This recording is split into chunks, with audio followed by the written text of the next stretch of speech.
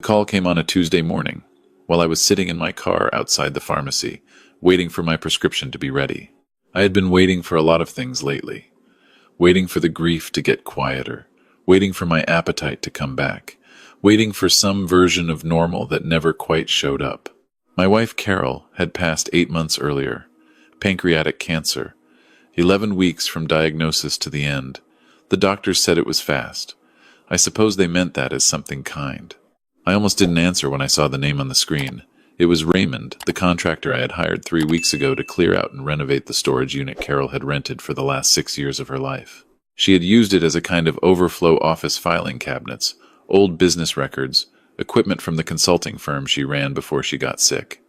I had been putting off dealing with it for months, because walking into anything that still smelled like her felt like something I wasn't ready for. But the lease renewal was coming up, and my son Marcus had finally convinced me that it was time.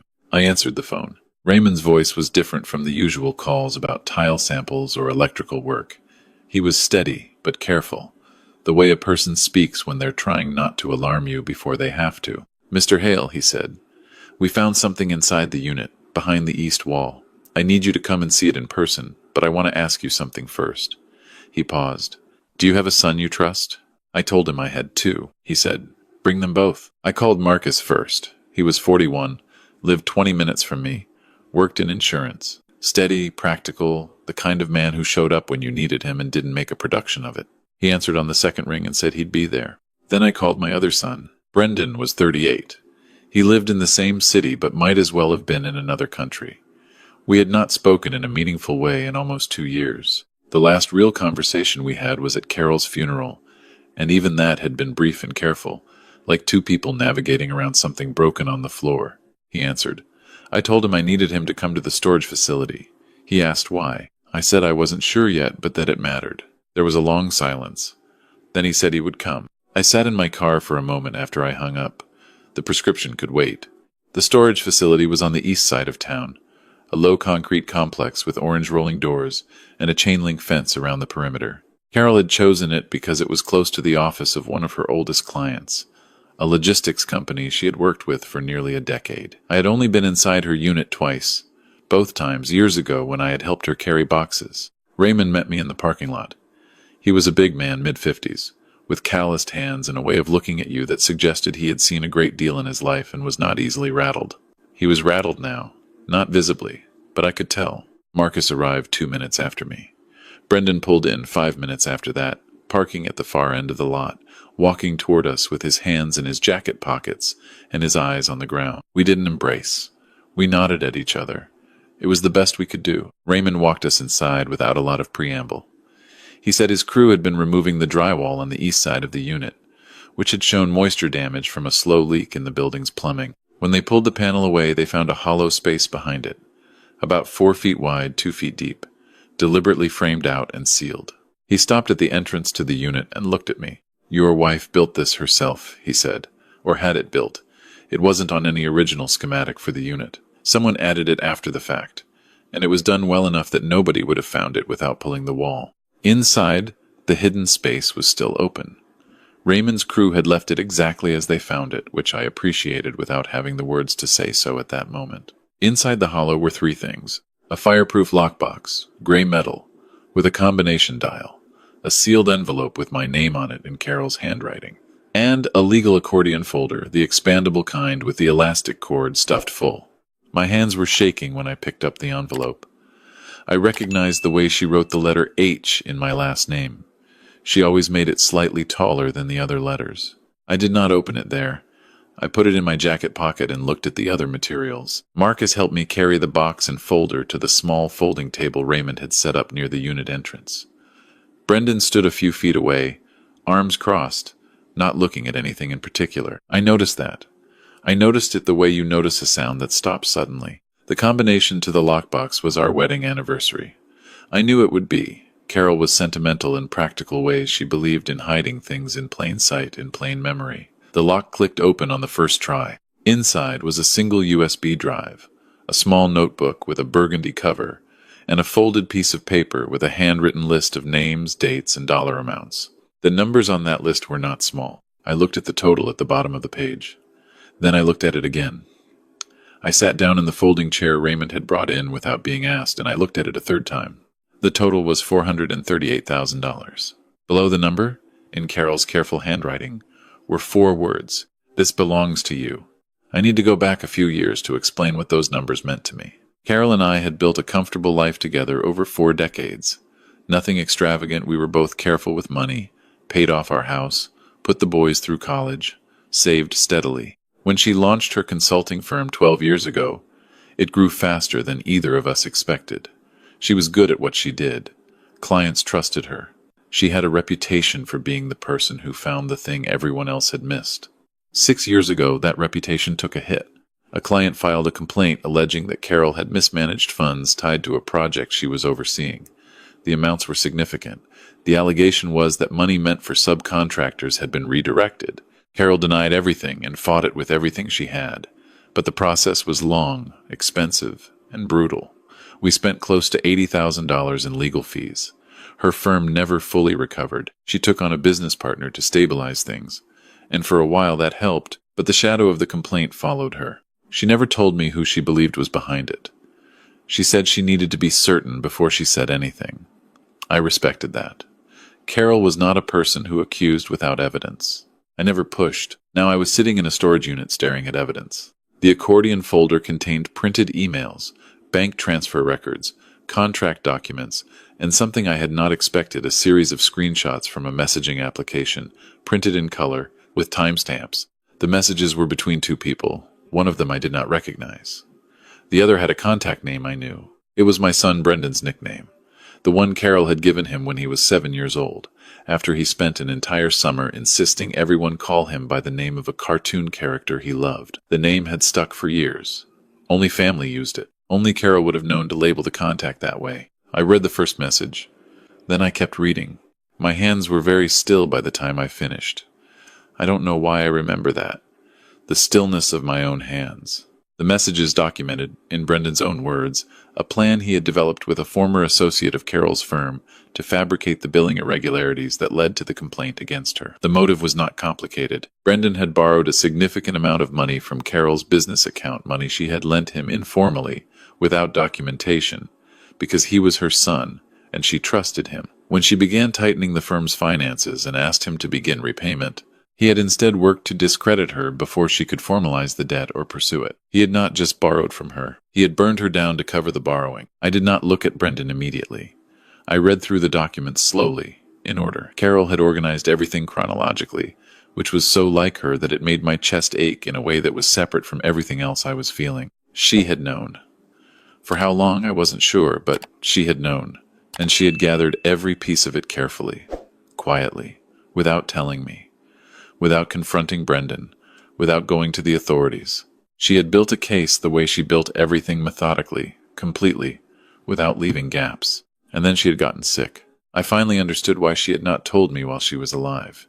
If she had told me, I would have acted. I would have confronted Brendan immediately, loudly, in the way of a man who has just learned something that breaks something permanent inside him. And the confrontation would have scattered the evidence. Brendan would have had time to deny, delete, disappear information. The case Carol had built would have collapsed into a family argument, which is easy to dismiss. She had loved me enough to know that I would have ruined it. So she had sealed it in a wall and left me a letter. I opened the envelope then. The letter was 4 pages, handwritten on her good stationery, the cream-colored paper she kept in the top drawer of her desk at home. She started by telling me she loved me, which I knew, but which still took a moment to get past.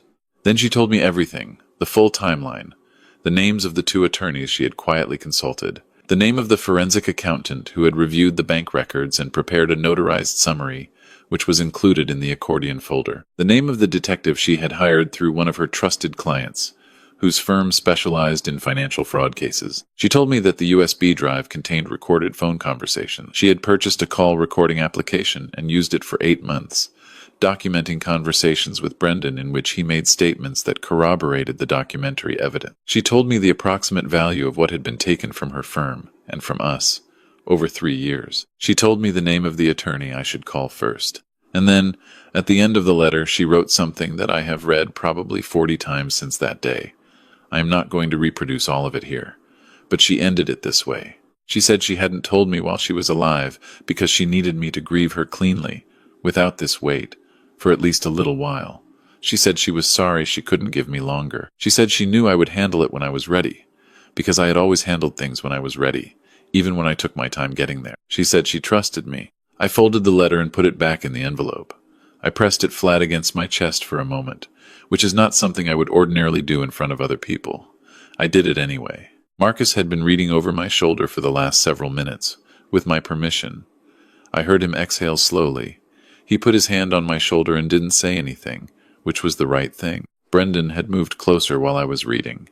He had seen the accordion folder open. He had seen the name of the messaging app on the printed screenshots, even if he hadn't been close enough to read the content. I could tell from the way he was standing. He was very still, not the same kind of stillness as my hands. I looked at my younger son. He looked back at me. I am 64 years old. I have made a significant number of mistakes in my life, and I have watched people I cared about make mistakes of their own, and I have learned that the look on a person's face when they understand they've been found out is different from every other expression they're capable of making. It's not guilt, exactly, and it's not fear, exactly. It's something that happens when those two things arrive at the same moment and neither one knows where to go. That was the look on Brendan's face. I didn't say anything dramatic. I had not planned what to say, and I found that I didn't need to. I picked up the accordion folder and the lockbox and the USB drive, and I told Raymond I would be in touch about the rest of the renovation work. I thanked him for calling me the way he did, for handling things the way he did. He said, "I've got daughters." I figured someone ought to know. I told him that was exactly right. I called the attorney Carol had recommended that same afternoon from Marcus's kitchen table, with Marcus sitting across from me and a cup of coffee I didn't drink going cold between my hands. The attorney had already heard from Carol. She had reached out to him over a year before she died and provided him with a copy of the full file, instructing him to wait until I made contact. He had been waiting. He was calm and methodical and said we had a strong case. The forensic accountant's report was thorough. The recorded calls were legally obtained in a jurisdiction where single-party consent applied. The documentary evidence was organized in a way that would make the process significantly cleaner than most fraud cases he handled. He said it would take time. I said I understood time. Brendan called me that evening. I let it go to voicemail. He called again. I let it go again. The third time I answered. He didn't start with a denial. I'll give him that. He started with an apology, which surprised me, and which I did not trust, but which I let him finish. He said he had made a terrible mistake. He said he had been in a desperate financial situation and had convinced himself it was temporary, that he would find a way to fix it before anyone noticed that it had gotten out of control. He said he had not meant for it to go as far as it did. I listened to all of it.